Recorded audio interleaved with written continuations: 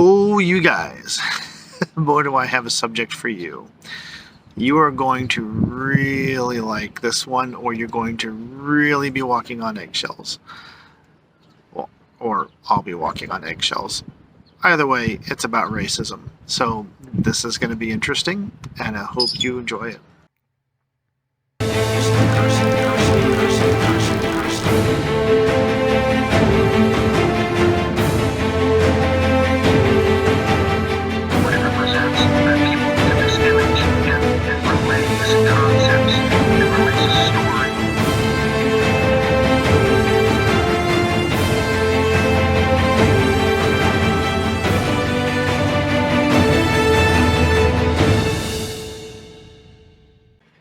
So one of the main themes of the Epic of Ryn that I have not pulled any punches about is about the blood and how much the blood actually means, who it defines, and what it defines, and how important is the blood. When I talk about the blood, I don't mean blood like out of your body blood. What I mean is like the ancient concept of blood.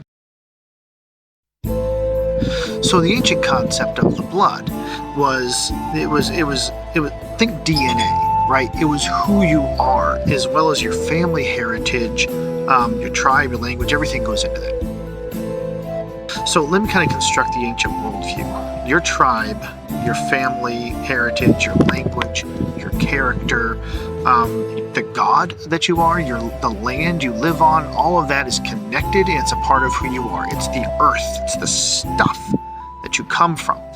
And in the ancient worldview, that defines who you are. The land gives birth to you, your God gives birth to you, and it's all connected to your tribe, your language, your character, your father and your mother, and everyone is a part of who you are.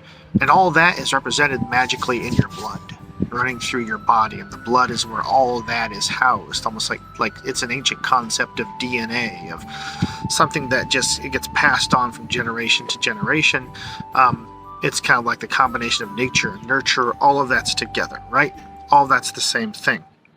So this, of course, leads to some things, right? Individualism doesn't really exist in ancient times. There isn't a concept that I as an individual can exist as a separate entity apart from others, but they don't really define it quite like that either. So they can recognize an individual, but the individual is always connected to everyone else. So there is no such thing as a completely independent person, like an independent thinker or something like that. That just doesn't make any sense. It's like they are who they came from. They are who they sprung from, like a plant in the ground. A plant in the ground isn't going to go anywhere other than where it was, right? So it's going to be what it was. So that's their thought. And so what this leads to is the big concept is blood feuds, which is a huge thing that the Epic of Ryn deals with, is that you have this idea that if you have a feud or a problem with someone from another tribe, another language, another ethnicity, another nationality, that doesn't really get resolved. Think Hatfield McCoy, because he's a great example of modern American ideas and legend. You take the Hatfield McCoys, right? You have Joe from the Hatfields and Jim from the McCoys, and Joe actually offends Jim somehow, right? Maybe he kills his dog, or maybe he takes land from him in a shady business deal. He could have actually murdered someone, okay? Jim then doesn't see Joe as the offender. Jim sees the Hatfields as the offender. So it's not an issue of just Joe. It's the Hatfields he needs to get back at. So the next time he's in town and he sees a Hatfield, him and his buddies, his cousins, take him out behind the shop. They beat him within an inch of his life, and they take all of his money and his clothes, right? And so the McCoys don't see it as a Jim and his cousins thing. They see it as a McCoy thing. So they got to get back at the McCoys, because any punishment because it means all the McCoys are the same. When one offends, they all offend. When one of us are offended, we're all offended. Okay?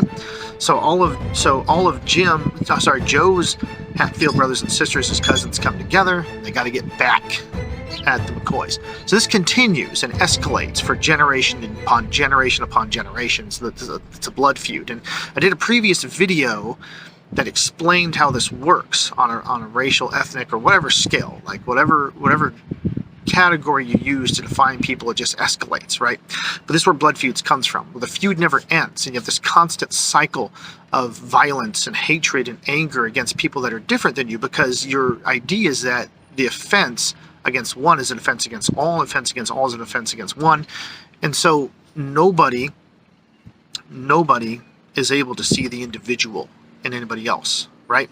So you have these blood feuds that continue for generations, where there's a fence between our blood and your blood. It's not resolved, right? We have, and they just keep killing each other. And this leads to some practices in ancient history that a lot of people today don't quite understand or get, including seasonal warfare, or hey, every spring let's go and let's attack these guys over here. There could be Jim's and Joe's tribe rise up every summer and every spring, and they're going to try and just kill each other. And they don't have to guess or talk to each other. They just know that the other one's trying to wipe the other one out. So it's escalated to the point where they just can't stand the existence of each other, because they're all guilty of whatever crimes they're all guilty of. Every single one of them. So man, woman, child, it doesn't matter. They're going to go and just try to wipe each other out. So genocide becomes much more common. There are allowances for that, obviously, like these guys that are doing the killing, the guys that are kind of like the army, or if it could be a state army if it's actually under a king or some kind of national power, and they walk into a village and they like women they see and they want people for slaves, and then they take them, and there's allowances for stuff like that, but in the end they are there to destroy and annihilate the neighbor, right? So genocide becomes a bigger thing, and their goal is to wipe out everyone out there, or filter them out through the blood by breeding them out, because the blood is everything. And there's a permanent sense of opposition. You're always going to be at war with each other. There's always going to be distrust. There's always conflict. It is not possible to be at one, or to be in unity or at peace with these people, with the people that you have feuds with. That is the kind of world that Ryn is born into. Ryn is born in this world where you have the Olympians have waged this 50-year war against his people, against the Novans and the Crovens, the two nations that came from the two wives of Trigen. And those two nations have all been but wiped out. And in their minds, everyone that has opposed them is just permanently evil. Something permanently bad about them. So if someone's an Olympian, it means that there's something permanently wrong with the Olympians. The Crovens are interesting, and the Novans are interesting, because they actually have a mixed heritage themselves. They actually, if I do go into this in the book, but Trigen is a son of Ahadiel, right, which is one of the Titans, one of the fallen stars. After Ahadiel gets bound up, Trigen makes some moves in order to distance himself from everyone else and declare himself not to be a god. He's no longer saying he's a god. He wants to recognize the one true God he's been ministered to by Ano, and he is a new being, right? His current wife that he took for himself to please Ahadiel was actually is a half sister of his, Yitmakria. She leaves him and takes one of his kids with him, right? And there are two other women that are descendants of Hamel, who is another one of the Titans, who have been thinking very similar to Trigen, decide this is our chance to make a stand.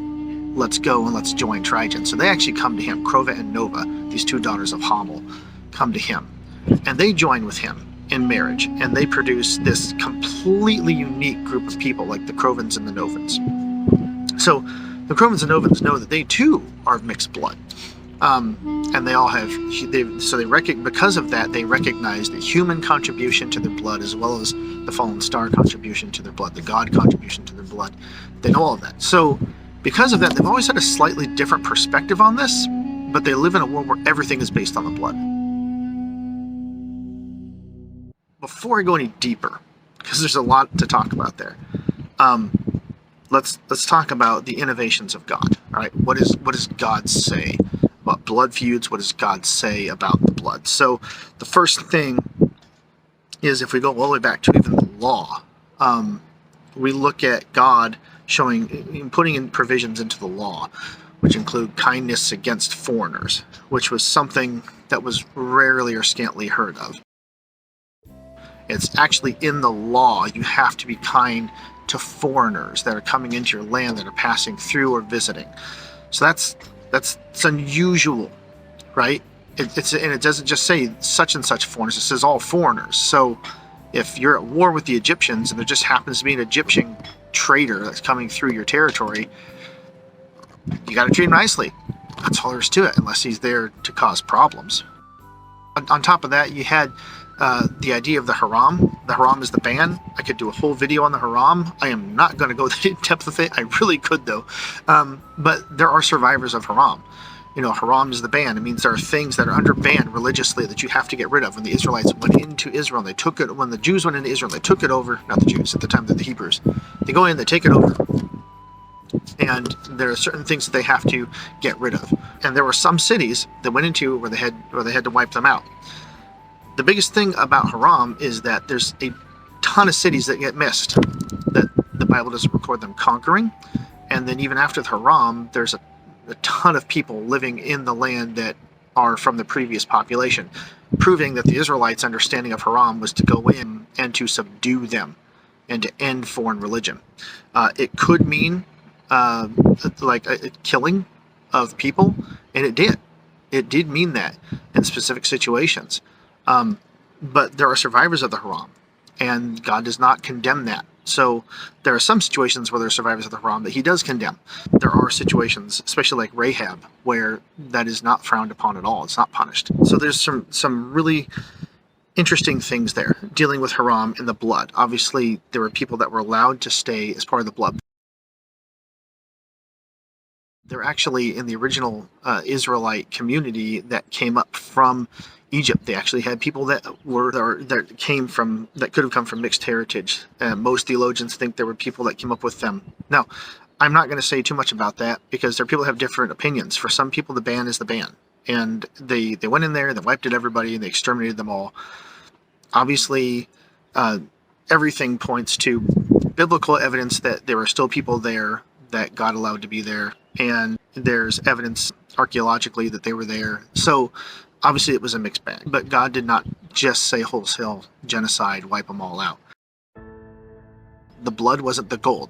It wasn't to create a purely ethnic Israelite community. It was to create a community that was subservient to God, and that was the point of the ban of haram.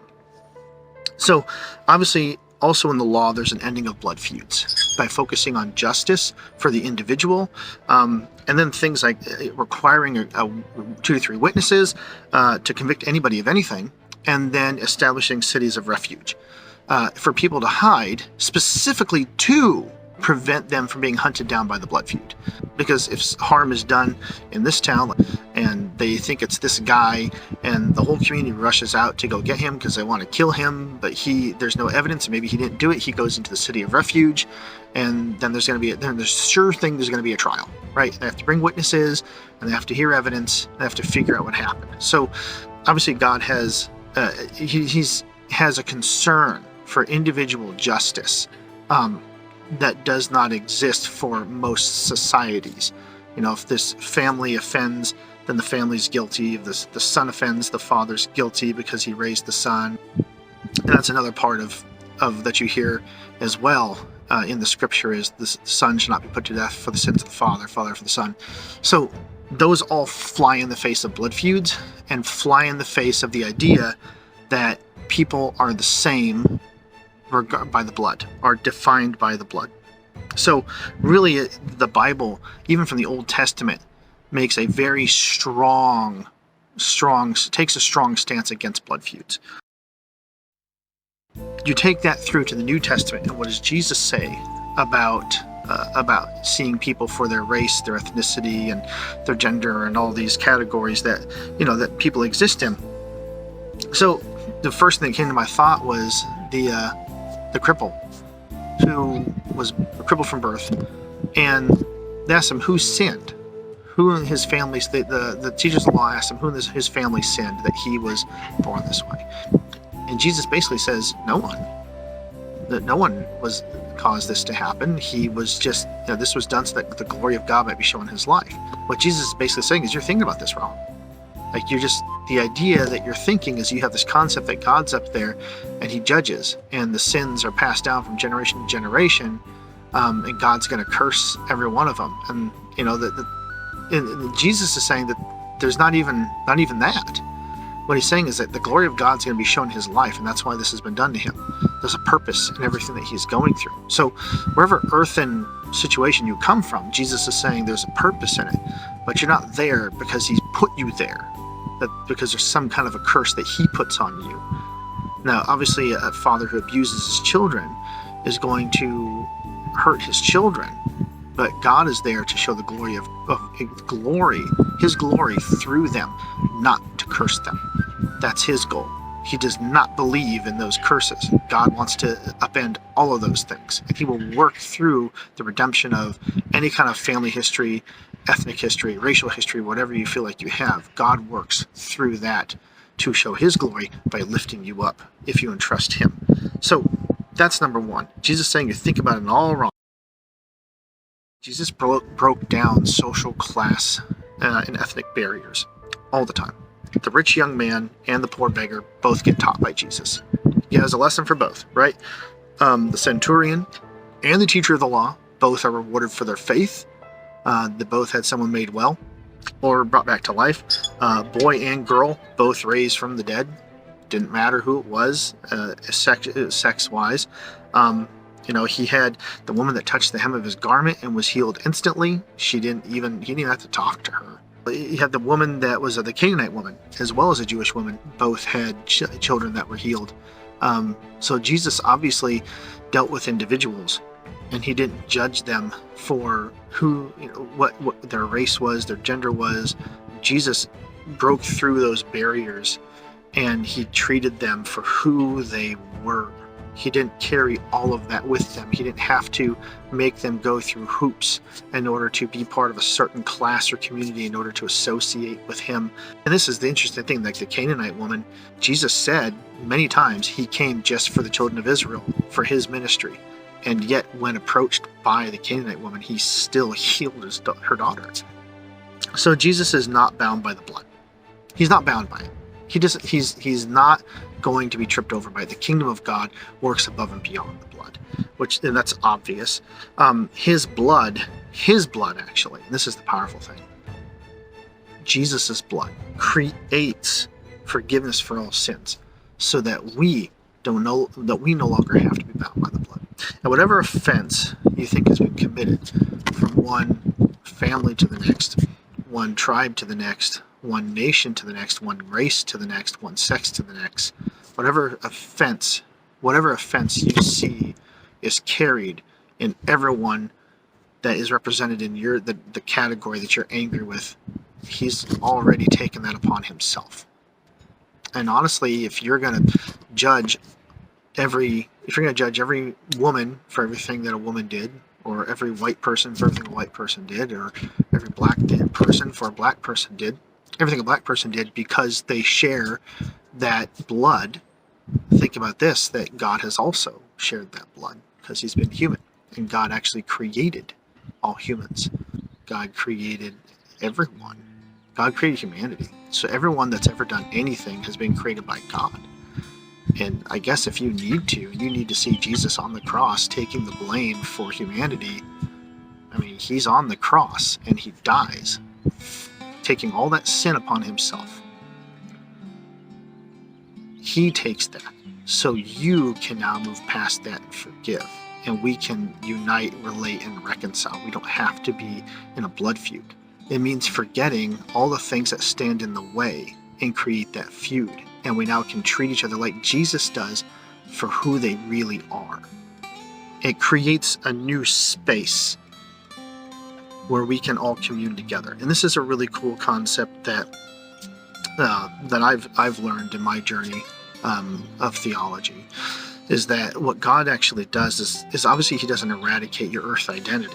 You know, I'm still a man, and I'm always going to be a man. I'm not going to be anything else. I have mixed ethnicity, and that's fine. There's someone who is white is still white, someone who's black is still black, someone who is African is African, Asian. That doesn't change. You come from this part, and you have these traditions and customs and language and background and understanding, and that didn't change when you became a Christian, right? You're still from the earth, but you're from the world, but you're not of the world. That means that Christ has lifted you from there into a shared community where you are now together with every other believer from all across the globe, from every walk of life. Every walk of life. Men, women, black, white, nerds, jocks, it doesn't matter. We're all together in this shared community where we become one, and we are together, and we can act as one. And we're called to that. We're not called to be bound to this earthen state where we're at odds with each other, where there's feuds. We're called to raise up into that shared community. We're still earth from the earth. So we still have these things, and we need to be aware of that, and we need to learn that, we need to respect that, or grow, or deal with that. But we're called into this new space where we're called to be more like Christ, and called to absorb God's righteousness and be obedient to God and do what God wants us to do. So that being said, Ryn learns that slowly through the story that the blood is not the basis for judgment. That Teoti, their word for God, is not bound by the blood. The blood is not what defines everyone. He doesn't have to look at the blood and just know who someone is. He can't, because there are characters, people that come in and out of the story that prove that wrong, including his own history, because he himself, his whole nation, is from mixed blood. And then he meets, like I said, I'm not going to, no spoilers yet, because number 2 is right around the corner, but it is not out yet.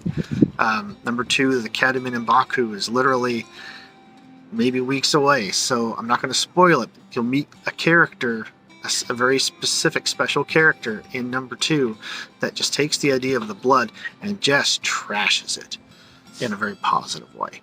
So there's a lot to be learned there, and a lot of place for us to grow. So obviously this video is a touchy subject. There are certainly things I could have said that offended you or got you mad, and maybe the way I said them, you rose an eyebrow and said, I don't know if I can agree with that.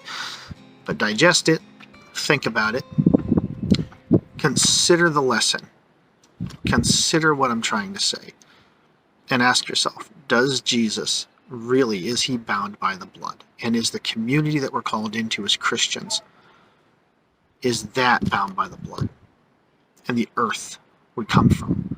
Or are we called into something separate where we are one? We are the bride of Christ.